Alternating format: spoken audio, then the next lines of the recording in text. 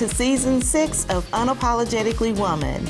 We're celebrating phenomenal women all across Kentucky who make no apologies for their perspectives or the impacts that they are making in the community. Today we're celebrating April Hagans-Wade.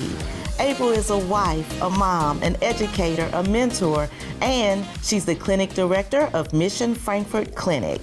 Unapologetically Woman, April Hagans-Wade, that's you. Congratulations. Thank you. Thank you. Such an honor and pleasure being here today. Listen, not only do you run offices and clinics, you also run the sidelines. Absolutely. I'm told. Tell me about that. Absolutely. I've been a sports mom since my son was 4. Several different teams, and I tell people all the time, professional April and sports mom April are different. Mm-hmm. You will hear me in the gyms yelling. I may yell at refs. You will see me. That may sound convincing. Yes. I may do it. I may yell at refs a time or two, and you will definitely hear me ring my cowbell at football games. Absolutely. You're one of the cowbell ringers? I am, and I have it with my kids' pictures on it. It's specialized just for me. So. Oh, that's so cool. Yes, absolutely. So how old are your kids? I have a 21-year-old, I have a 17-year-old, and my baby girl, she's 16. You're almost about to be an empty nester. Yes. What are you going to do with that? It is bittersweet because I truly enjoy my children, So me and my husband, I guess we plan on traveling, having vacations outside of sports, because all of our vacations the past 13, 14 years I understand has been, we have games and we can sightsee, but that's vacation, So we just plan on enjoying life without the kids a little bit. So. Okay, we'll see how that goes. Because if you are invested to get a cowbell and you're the next time I'm at a game and I see a woman running, I'm gonna say, oh, it's April. Yes. That is April. My kids can pick out my voice in the thickest crowd.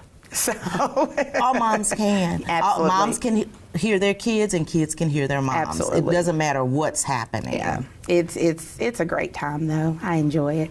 Well, I am glad. So tell me about what you do. You're the clinic director of a nonprofit free clinic. Yes.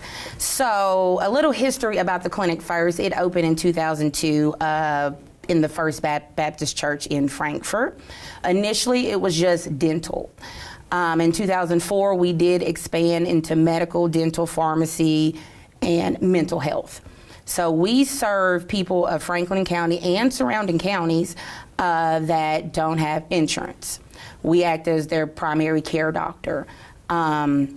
We treat chronic care stuff like hypertension, diabetes, things that people are crowding the emergency room for. On average per year, we see 1,000 patients a year, and about 50% of those are new patients. We see people of different nationalities, immigration status. It doesn't matter. If you need help, you come see me. Come and see April. Yes. You said that just like a mama. Yes. If you need some help, come and see me. I don't care where you're from, what you have, and what language you speak. If you need medication, if you need a walker, if you need a Band-Aid, I'm here for you. Wow, that's pretty impressive. Yes, absolutely. So with the people that you are seeing, April, and they don't have health insurance, what are they saying some of the barriers are? Money.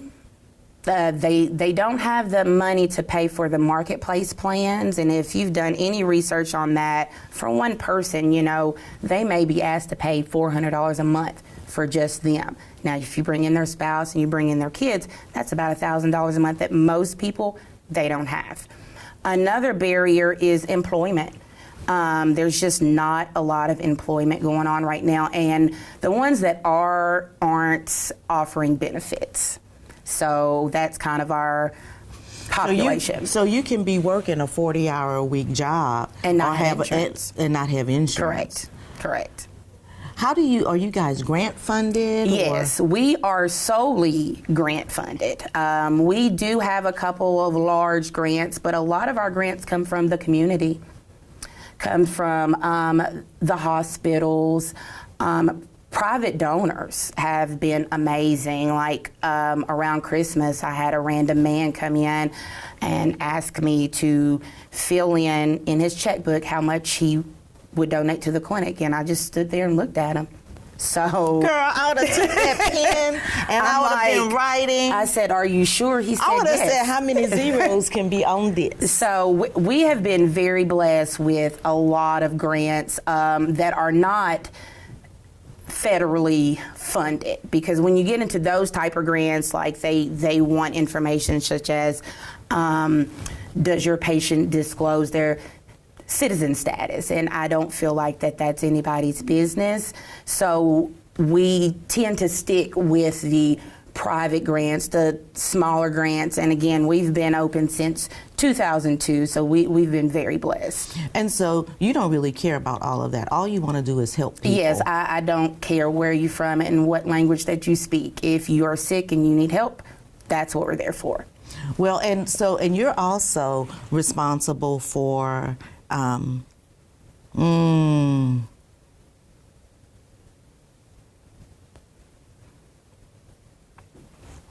and so you're also considered a subject area expert, and you've been able to use those skills. Yes.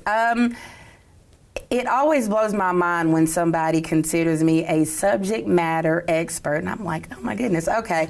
So my educational background, I am a medical assistant. For those who don't know, it's a step down from a nurse, okay? Typically, we are the people that you see when you go to your physician. We check you in, we take your vitals, we do any testing, that type thing. So I was on the floor in the clinic for years, and then I got tired.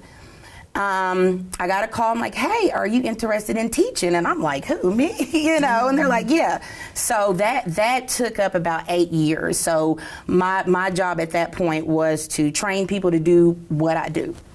I was involved in probably 200 students in Central Kentucky, teaching and training them. After that, I started getting calls from companies like, hey, do you think you could help us create this test? Or do you think you can come in and consult with our students? And I'm like, sure, you know. So that's kind of how I got into that realm of being considered a subject matter expert. Which you are. Thank because you. if you weren't, they wouldn't be calling you to come and Yes. teach the next group of up and coming, Right. you know, how to interact. And because Yes. medicine is one thing, but patient care and how you treat someone is something different. I tell people all the time, I can teach you how to draw blood in 5 minutes, but it's going to take a little more work to show you how to communicate properly with a patient and their family. So hard skills will get you the job, soft skills will keep you the job. That is my motto. So. And that's, look, and I am right there with you. Yes. Treat me good. Yes. Treat me good, That's especially it. if I'm in here. Yes. Treat yes. me kind. Absolutely. Absolutely. And so also, you were the first African-American program chair at MedQuest College. Yes, correct. I was a part of the Lexington campus opening, and I cannot remember the year that it opened, but I was there for 7 years. I started as a teacher. I started as a part-time teacher, and then I moved to full-time, and then was asked to move into the program chair seat, and the only African-American to this day, you know, so I am very, very proud. Ceilings are crashing. Yes, I'm very proud of that. I could see when the students would come in, because representation is important. So they come in and they see me, and I can see it on their face like, okay, I think I got this. Because I don't know how many rooms you've walked in and nobody looks like you. It is intimidating. I know the room. Yeah. So it's like, I'm very proud of that. It made a lot of the students be able to relate to me. I'm just a country girl from Eastern Kentucky who climbed. What part of Eastern Kentucky are you I'm from? originally from Hazard, Kentucky. Okay. Born and raised. Yes, ma'am. Very, very proud of Eastern Kentucky. So, How proud is your mom of you? my mom, she is so proud of me. She has anything that I've ever done posted as if I'm 5 on her refrigerator. Anybody who asks, she's like, that is my baby. I'm so proud of her. I taught her this, you know, so it makes me work even harder to make her proud. So, well, I could tell because you just don't become the woman that you are without coming absolutely from an amazing woman. As she is absolutely amazing. So, April, I'm going to kick it to you for last words. What kind of advice would you give young girls, young women that are looking to you? Lead with integrity, be reliable, be dependable. Never focus on the problem, focus on the solutions. And just find any situation that you come, leave it better than what you found it. That's it. We're going to close on that, April. Congratulations. Thank you so much. It's such an honor. You guys continue to watch as we celebrate other phenomenal women in Kentucky that are making changes just like April on Unapologetically Woman. We'll see you soon.